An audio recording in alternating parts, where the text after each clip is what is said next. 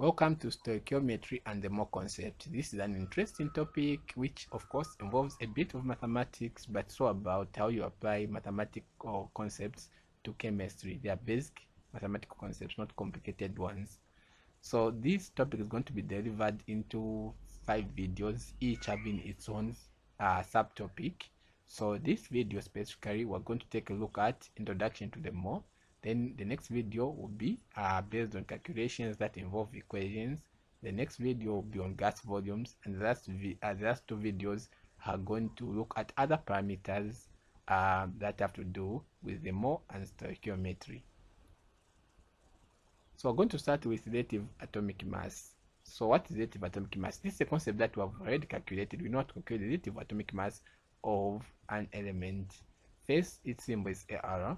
The units are, it has no units, and the definition is it is the mass of one atom of an element compared to 1/12 of carbon-12 isotopes. So we're going to see most of the definitions. We're going to take a look at maybe 2 more definitions other than this. We're going to use 1/12 of carbon-12 isotopes as a standard. But what I want you to get from here, this is just a definition which you can master, but what I want you to get is the simple meaning of relative atomic mass, which is just the mass number of an element. So the next concept is relative molecular mass. This is also another topic that we looked at when we were talking about language of chemistry.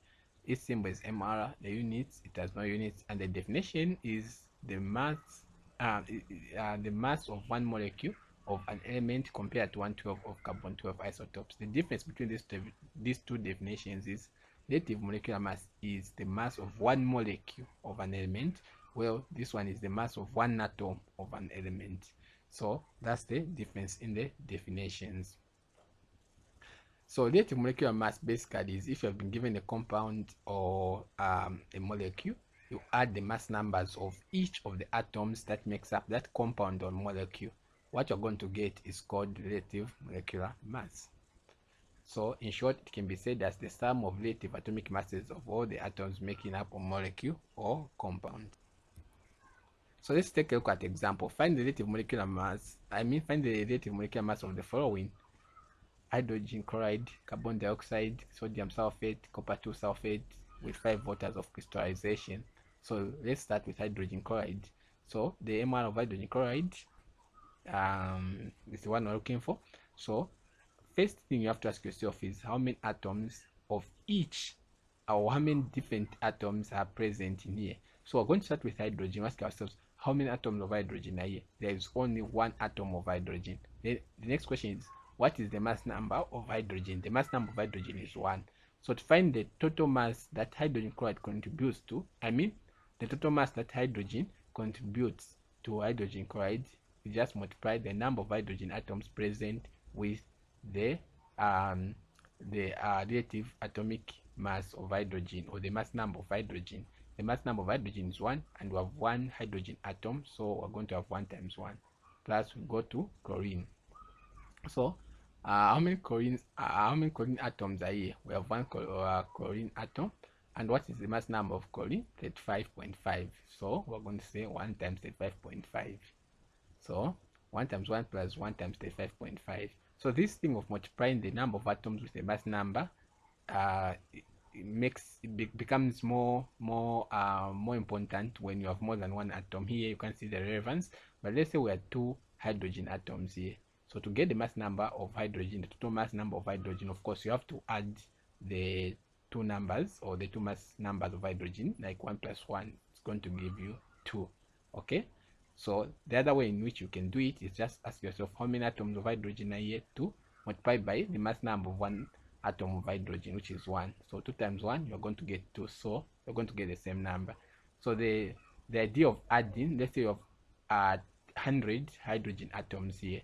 Okay, so if you want to find the total number of the total mass number of all the hydrogen atoms here, you have to add the mass numbers of each of the hydrogen atoms, like 1 plus 1 plus 1 plus 1 plus 1, 100 times, since they're 100. So the easiest way to do is you get the mass number multiplied by 100, which is the number of atoms of hydrogen present. The answer you're going to get is the same. So it's the faster way to multiply the number of atoms times the mass number.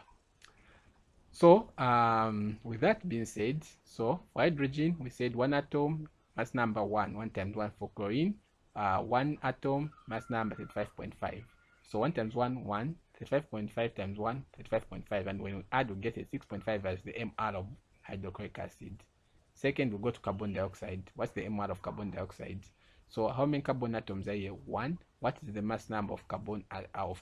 Is 12. So we're going to say 1 times 12. We have this, plus we go to oxygen. What is the mass number of oxygen? 16. How many oxygen atoms are here? 2. So we're going to say 2 times 16. We have this. 1 times 12 to be 12. 2 times 16 is going to be 32. 12 plus 32 is going to be 44. We'll go to sodium sulfate. So sodium sulfate has sodium, sulfur, and oxygen. How many sodium atoms are here? There are 2. And what is the mass number of sodium? 23 on the periodic table. So 2 times 23, plus we go on sulfur. How many atoms of sulfur here? 1. And what's the mass number of sulfur? 32. So we say plus 1 times 32. We go to oxygen. How many atoms of oxygen are here? 4. What's the mass number of oxygen? 16. So 4 times 16. When we add that, we're going to get 2 times 23, 46, plus 1 times 32, 32, plus 4 times 16, 64. 46 plus 32 plus 64, 142 as the mass number of sodium sulfate. Last, we look at copper 2 sulfate with 5 waters of crystallization. So this one you have to be very careful because of the complication that the waters of crystallization bring. So it's better to treat them as separate. You find the relative molecular mass of this and this, but in a straight way, as you are going to see. We start with copper. What's the mass number of copper? 64. How many copper atoms are here? 1. So 1 times 64. Plus we go to sulfur. How many sulfur atoms are here? 1. What's the mass number of sulfur? 32. So 1 times 32, which is this. We go to oxygen. How many oxygen atoms are here? There are 4. So this 4 multiplied by the mass number of oxygen, 16. So we have this. Now on oxygen we said 4, but we still have some oxygen atoms here. So instead of doing them together, it can be a bit complicated, but it's okay. But it's a bit complicated, so it's better to do them separate. You deal with oxygen, then this oxygen also you're going to deal with it later. So now we go to hydrogen and oxygen. Now note that this 5 here belongs to both hydrogen and oxygen. It is saying that there are 5 H2 and 5 O. All right. With that being said, what is the total number of hydrogen that are here? So these 2 suggest that there are 2 hydrogen molecules here. So, but this 5 says there are 5 H2s. In short, the total number of H, not H2s, is 5 times 2, because there are 5 of the H2s. So in H2 there are 2 hydrogens. So in short, what I'm trying to say in simple ways, just multiply this number and this number. We're going to get a total number of hydrogen atoms. 5 times 2 will be 10. So that's the total number of hydrogen atoms. And what's the mass number of hydrogen? 1. So 10 times 1, which is here. We go to the last one, which is oxygen. So oxygen, how many oxygen atoms are here? So this 5 belongs to both, so there are 5 oxygen atoms. What's the mass number of oxygen? 16. So it's going to be 5 times 16. So when we multiply these, we're going to get these numbers, and when we add, we're going to get 250 as the MR for copper 2 sulfate with 5 waters of crystallization. Next, we look at a concept called molar mass. So the symbol is mm, the SI unit are grams per mole or G per mole, and the definition is it is the mass of 1 mole of a substance. It can also be defined as the relative molecular mass expressed in grams per mole. So if you have been given a substance, and if you can come up with its relative molecular mass, so that relative molecular mass expressed in grams per mole is the mass. So let's take a look at some examples. What is the molar mass of 1 mole of potassium? 1 mole of potassium. So molar mass of 1 mole of potassium. So 1 mole of potassium, which means we have 1 potassium. So we're going to say 1 times, what's the mass number of potassium? 39. So it means that the mass number of, or the relative molecular mass, or for this one, since it's 1, it's actually the relative atomic mass.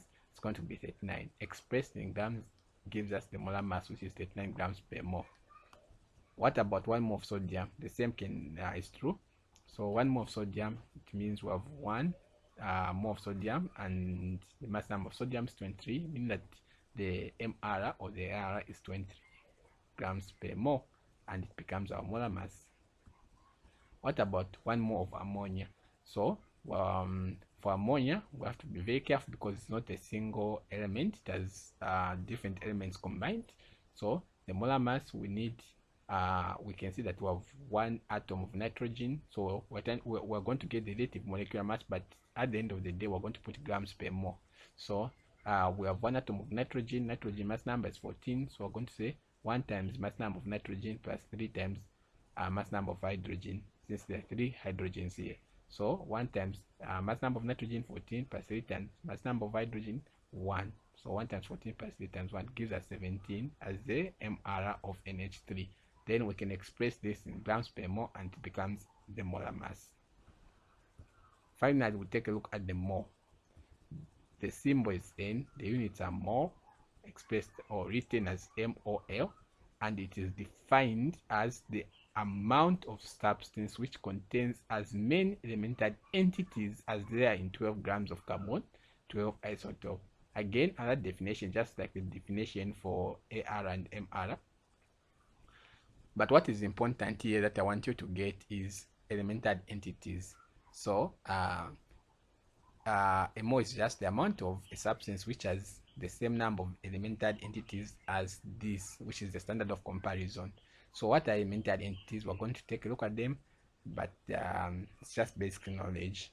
But what is interesting, or what is it that we should get from here, is this: the calculations that involve moles. So the formula for moles is number of moles is equal to mass over molar mass, which can be written in shorthand as N equals M over MM, where N is the number of moles, M is the mass, and double M is the molar mass. So if you know the molar mass and the mass of the substance, you can calculate the number of moles. Let's take a look at examples. How many moles of potassium are there in 3.9 grams of potassium? So solution, what is it that we need? We need number of moles, and we have been given the mass, which is 3.9 grams. Also, for us to calculate the number of moles, we need molar mass. But the molar mass for potassium is just the mass number of potassium, since it is just one element. So the molar mass is just 39, but expressed in grams per mole, or is the mass number expressed in grams per mole. With that being said, we can use our formula. Number of moles is equal to mass over molar mass. So when we plug in the value, we're going to get 0.1 moles as the moles of potassium that are in 3.9 grams of potassium. The other question is find the mass of 0.2 moles of ammonia molecule. So we're looking for the mass. We've been given the number of moles. The molar mass we can calculate for ammonia, it's N, which is 14, and H3. So it's going to be 1 times 14 plus 3 times 1. 3 is the number of hydrogen atoms, and 1 is the number of nitrogen atoms. So we're going to get 17 grams per mole. Again, the mass number, or the relative molecular mass, the MR expressed in grams per mole, is the molar mass. Now we can apply the formula. So our formula N equals M over MM. If you solve for mass, you're going to have this. If you want, don't solve for mass, you can just write it the way it is. You plug in the values, then you solve for your mass.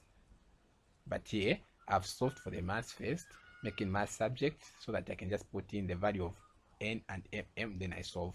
So what's the value of N? 0.2, MM 17 grams per mole. So 0.2 times 17 grams per mole is going to give us 3.4 grams as the mass of 0.2 moles of ammonia molecules. Calculate the molar mass of 2.5 moles of substance X weighing 100 grams. So we have discovered the substance in Pluto or somewhere. So this substance has 2.5 moles and it weighs 100 grams. What is its molar mass? Because if we can tell its molar mass, it means we can tell its relative molecular mass, which means we can identify it on the periodic table. So what is its molar mass? So data, we're looking for molar mass. We've been given the number of moles and the mass, so we can apply our formula. So where there's N, we put 2.5 moles, and where there's M, we put 100 grams. So for molar mass, so solving for molar mass, we do cross multiply. 2.5 times MM equals 100 times 1. So we divide both sides by 2.5 and we get 40 grams per mole as the molar mass.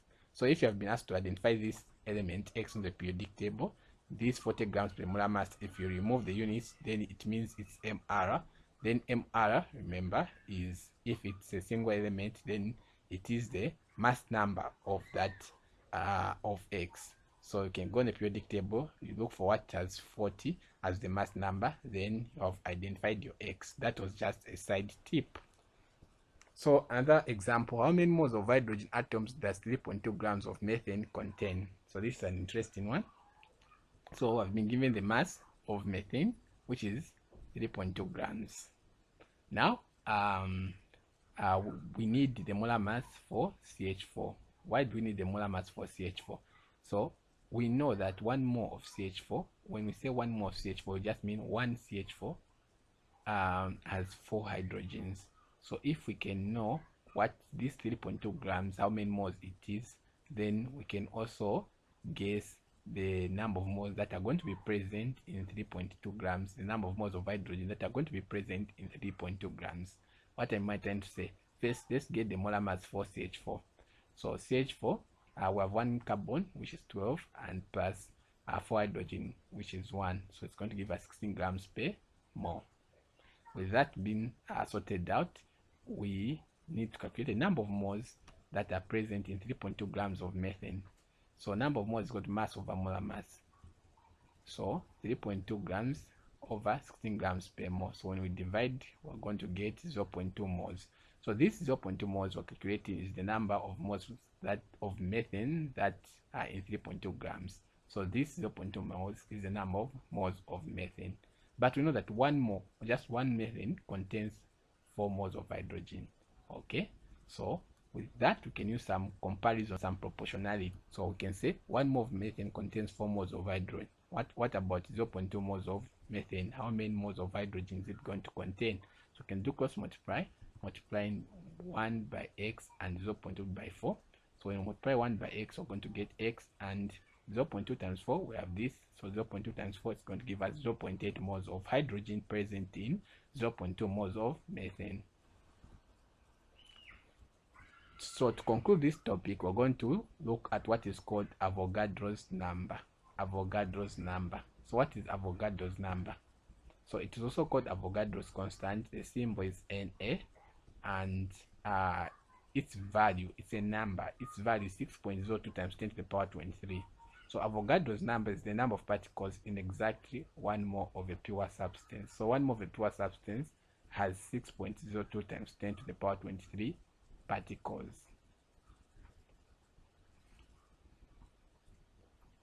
So 1 mole of carbon, since it's just 1 mole, it has 6.02 times 10 to the 23 particles. So 1 mole of carbon, the mass of 1 mole of carbon is 40 grams.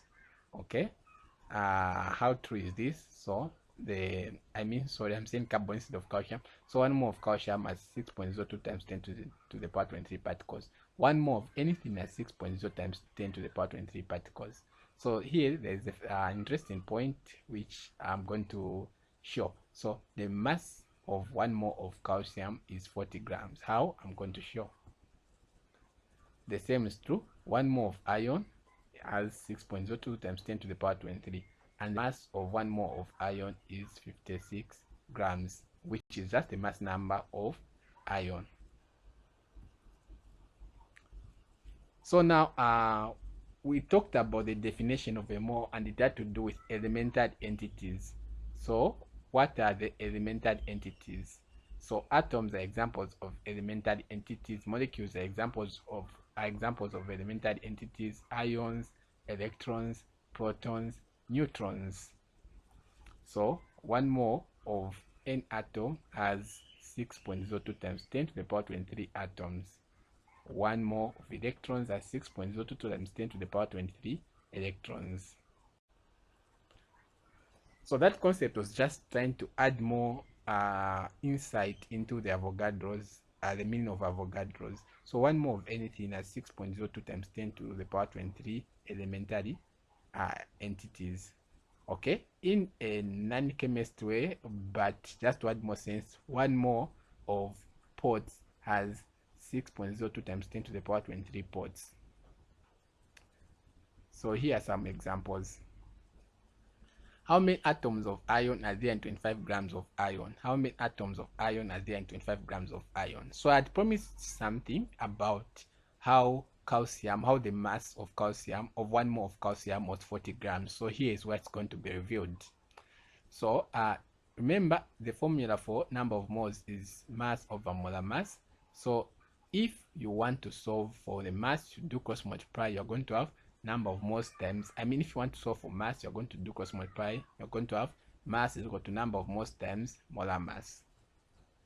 With that being said, let's say we have 1 mole of anything. What is the mass? So if we have 1 mole of anything, then the mass is just equal to molar mass. So if we're talking about 1 mole of anything, then the mass number of that thing is the molar mass, or the relative molecular mass is, the mass number of that thing is the mass of that thing. Okay, mass number and mass are different things. So if it's a compound or molecule, the relative molecular mass of that compound or molecule is the mass of that compound or molecule, provided it's 1 mole. So how many atoms of iron are there in 25 grams of iron? So we know that 1 mole of iron contains 6.02 times 10 to the power 23 atoms. How so? This is according to Avogadro's. That's what it says. Now, 1 mole of iron is 56 grams. 1 mole of iron is 56 grams. How so? Because 56 grams is the mass number of iron. Okay, so that's the thinking that we need to utilize here. So they want us to determine the amount of iron atoms that are in 25 grams of iron. So what we do is we can just put 25 grams here and the x, then we do cross multiply. So in short, what we are saying is if we have 56 grams, if in 56 grams of iron there are 6.02 times 10 to the power 23 atoms, what about in 25 grams of iron? So we're going to put x on the side of atoms. When you do cross multiply, we're going to have 56x, and 25 times 6.02 times 10 to the power 23. Sorry, they were typing mistakes here. So this is supposed to be on top here as power 23. So when you divide both sides by 56, we're going to have 2.89 times 10 to the power 23 atoms as the number of atoms present in 25 grams of iron. We're almost done. The next example, what is the mass of 1.2 times 10 to the power 23 atoms of calcium? So for calcium, we know 1 mole of calcium, which is 40 grams, has 6.02 times 10 to the power 23 atoms. Again, 40 grams is just the mass number of calcium. So what about this number of atoms? What mass do they have? So we're going to have 1.2 times 10 to the power 23 atoms x. When you do cross multiply, we're going to have x times 6.02 times 10 to the power 23 equals 1.2 times 10 to the power 23 times 40. We can divide both sides by 6.02 times 10 to the power 23 so that we remain with x. And when we do that, we're going to have 7.97 grams of calcium.